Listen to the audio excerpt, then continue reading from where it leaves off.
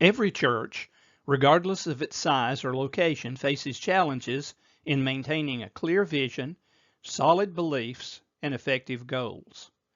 As congregations grow and change over time, it's crucial to periodically reassess and redefine these elements to ensure that they remain aligned with the church's purpose, for God's purpose for the church. This discussion explores the importance of continually redeveloping or developing forward a vision, addressing potential doubts and challenges, and moving forward in faith to avoid decline and foster growth within the church community. Now, what should you expect to learn during the course of this particular presentation? Well, I want to give you an introduction to the Hoover Change Grid. If we understand the Hoover Change Grid, it will help us greatly as we come to those points of changing in the church. Second, we will learn how to recognize the congregation's readiness, resistance, and support for proposed change in the congregation. And then how to identify the 5 types of doubt that sometimes creep into a congregation. Now, let's talk about these issues. This slide is another bell-shaped curve. You've grown familiar with this particular graphic, but this time it's called the Hoover Change Grid. There are other names that are given to it, such as the change curve, or the personal change model, or the transitional grid. We'll just simply refer to it as the Hoover Change Grid. You'll notice that it has different words around the outside of the curve, different from the others we have examined. Notice as we start at the bottom, on the left-hand side, you will see the words mission, values, vision, and strategy. And then when you get to the very top or the pinnacle, you'll notice these different words. You'll notice suspended, operational, ideological. Now I'll stop here to say these are all categories of doubts. After ideological, we'll see ethical and then absolute. The Hoover Change Grid talks about how we get to the pinnacle of ministry, but it also describes 5 different kinds of doubt that sometimes creep in a congregation. This graphic is a tool that can be used to help individuals or congregations understand the different stages of change. This tool helps us map out the emotional and cognitive responses that people go through when implementing change, such as a new program or leadership transition. Now go back to the bottom left side of the curve. The first word we see is mission, and that simply tries to identify who we are as a congregation. Values refers to what's important to us. What are our core values? What do we really value? Vision is the next word, and it asks where we want to go and where we want to go in the future. Finally, strategy is how we're going to get there. It's an important question for us to ask, and here's the question. How will we accomplish our mission, vision, and values? Well, you'll notice the last word, a strategy. A strategy is a plan or set of actions designed to achieve a specific goal or outcome.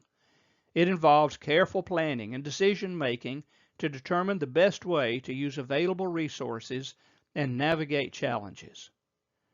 Strategies are used in various contexts, such as business, military, sports, or the church, to help guide our efforts toward success. Now you notice the peak of this bell-shaped curve is referred to as suspended. It's also referred to in previous lectures that we've had as the golden era or the stage of maturity. As we've already discussed, there's a danger when you reach the peak of ministry, or perhaps the peak of maturity. The danger is that sometimes we want to stay there, but you really can't stay there. We will either go to the right, or we will redevelop forward to the left, as illustrated in the graphic. If you try to stay where you are, you will begin to stagnate. Mythologies will develop about the good old days, but those myths tend to edit out the bad parts so that the congregation remembers only the good times. At the pinnacle of the curve, we find that doubts are all suspended, but it doesn't stay that way for long. Now let's break down these doubts one by one. First is suspended doubts. Suspended doubts often happen when we are in the change process. Now let's talk about suspended doubt, what it refers to. Well, doubt during this period is just past the peak. There's high morale in the congregation. There's a sense of we can accomplish this together and a can-do attitude. Actions and expectations are well integrated, causing people to be very happy. Unfortunately, suspended doubt doesn't last very long, and we continue to move down the right side of the bell-shaped curve. As we continue down the right side of the Hoover change grid, we move from suspended doubt to operational doubt. Operational doubt is important for us to recognize. This is when doubt concerns specific programs or procedures. People begin to question where the programs of the church are going and if they really work or are effective anymore. They may wonder if it's really still worth their investment of time, money, and resources into these programs, or if procedures need to be changed because they no longer seem to work for the congregation.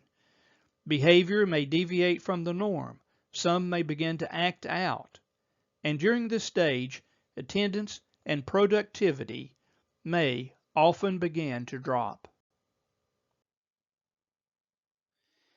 Next, we move from suspended doubt down to operational doubt, and now we come to ideological doubt. During this ideological doubt phase, people begin to question other things, such as they begin to question the assumptions that were once valued within the congregation. Tensions develop, and you can sense or see this tension in the body language of the people. They begin to ask the why questions, questions that reflect a deep level of doubt, like, why are we doing Sunday night worship services in the first place? Or, why are we doing visitation on Tuesday nights? It doesn't seem to be effective. The natural tendency is to try to return to the golden era, but this is simply not possible. The harder we try to go back to that place, the more doubts surface. We must reach the point of redeveloping forward if we're going to avoid these doubts. Following ideological doubt, we now come to ethical doubt. You'll see it here on the right side of the Hoover change grid. During the ethical doubt stage, increasing questions arise about the direction of the congregation. Alienation begins and conflict arises between different factions within the congregation. Some people feel personally violated and excluded from the community, particularly as that relates to the decision-making process. Members may start dropping out of the church, and the values of the leadership may be questioned. Here are a few questions that are asked during this stage. Did we really pray about this, or just do it? Or, do you really believe this?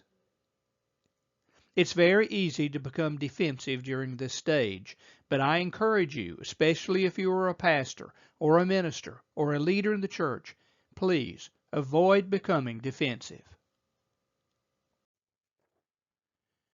Lastly, we move from the ethical doubt stage to the absolute doubt stage. This is when people begin to resign, first emotionally and then physically. They emotionally disconnect from the congregation, and then their body follows them. Cynicism and despair can set in, and communication begins to stop. Even though they may stay in the congregation physically, they've already checked out emotionally, and it won't be long before their bodies follow. These individuals may contaminate new people who are coming in and start asking questions that were settled a long time ago, such as, who are we? And where are we going? At this point, there may be grief loss because of the fact that people are leaving the church, and fear is associated with the life of the congregation. Absolute doubt, however, is avoidable. We must redevelop forward, as we discussed before in the narrated PowerPoint entitled Understanding the Congregational Life Cycle. The Hoover change grid, when focusing on different types of doubts associated with change in the church, offer a nuanced way to understand the congregation's concerns and resistance to change. Here's how it can help a congregation prepare for proposed change and recognizing resistance. This part of the presentation will be very practical. Now we'll go back and we will look at the different types of change and doubt that people have, and we'll look at them one at a time because it's critical for you to identify the specific types of doubt that are associated with the change you're attempting to implement in the church. First, there is suspended doubt. And again, this is kind of a review of what we've already looked at, but I'm adding some new material. Suspended doubt are doubts that people have put on hold, perhaps due to trust in leadership or waiting to see how things develop. Identifying suspended doubts helps leaders recognize where members might be unsure, but willing to give the change a chance. These doubts might need careful monitoring to prevent them from turning into stronger resistance later. Then operational doubt. This relates to concerns about how the change will work in practice. Members may question the logistics, feasibility, or practicality of the change. Addressing operational doubts involves providing clear, detailed plans and showing how the change will be implemented effectively. Then with ideological doubt, these doubts are based upon beliefs or values. Members might wonder if the change aligns with the congregation's core mission or doctrinal principles. To address this, leaders need to show how the proposed change supports or enhances the congregation's value and mission. Ethical doubt. Ethical doubts arise when members are concerned that the change might violate moral or ethical standards. Leaders must address these doubts by demonstrating that the change is ethically sound and consistent with the congregation's moral framework. And then last, we come to absolute doubt. This represents strong, deep-seated resistance, where members believe the change is fundamentally wrong. Addressing absolute doubt requires understanding the root of this resistance and engaging in open, respectful dialogue to explore the concerns and see if there can be common ground. And then tailoring communication strategies. By understanding the different types of doubt, leaders can tailor their communication to address each one specifically. For example, those with operational doubts might need detailed plans, while those with ideological doubts might need reassurance that the change aligns with the church's values. Leaders can create forums for discussion, allowing members to voice their concern based on their congregation's doubt. This may not only help in addressing those concerns, but also building trust through transparency. And then anticipating and addressing resistance. Recognizing where doubts lie helps leaders anticipate where resistance might emerge. If many members have ideological or ethical doubts, this might signal potential challenges in gaining widespread acceptance of the change. By addressing these doubts early, leaders can reduce resistance before it solidifies. For instance, they might involve members in the planning process to ensure the change is more aligned with the congregation's beliefs and values. And then building consensus and support. For members with suspended or operational doubts, providing clear, actionable steps and showing small successes along the way can help build confidence and shift them towards support. Engaging members with ideological or ethical doubts in meaningful conversations can also lead to a deeper understanding and potentially even a reevaluation of their concerns or position. And then last, monitoring and adjusting strategies. As the change process unfolds, leaders can revisit the grid to see how doubts are evolving. If certain types of doubts are becoming more prevalent, it may indicate a need to adjust the change strategy or provide additional support and reassurance. Using the Hoover change grid in this way helps leaders understand not just the fact that there is resistance, but the specific nature of that resistance. This allows for more targeted and effective strategies to guide the congregation through change, addressing doubts in a way that builds understanding, trust, and ultimately acceptance.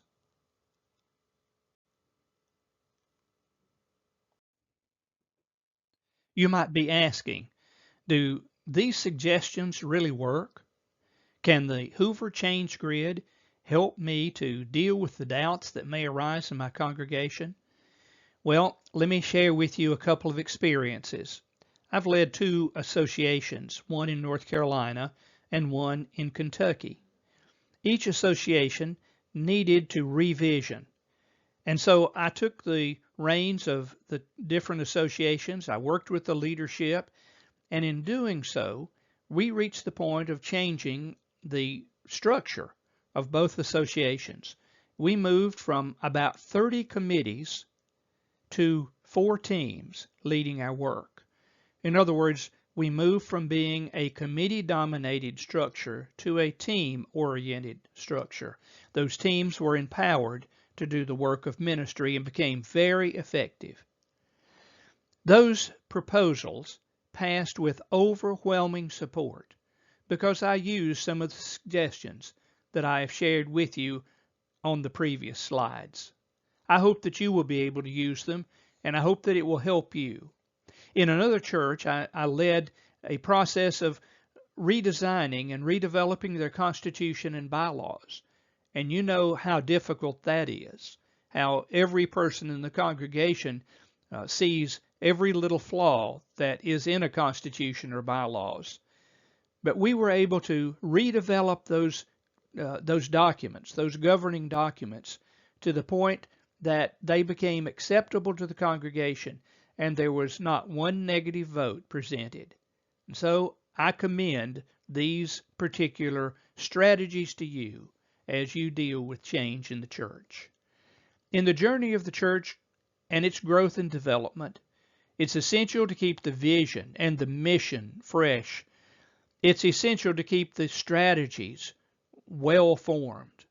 By understanding and addressing the various stages of doubt that might arise within a congregation, a leader can take proactive steps to prevent decline and ensure the church remains vibrant, fulfilling its calling and its mission. Redeveloping forward isn't just a strategy. It's a necessary part of ensuring that the church continues to thrive, to grow, and fulfill its God-given purpose for years to come. As you reflect on your church's current state, consider whether it's time to renew your vision and take bold steps toward a hopeful and fruitful future. This ends the presentation.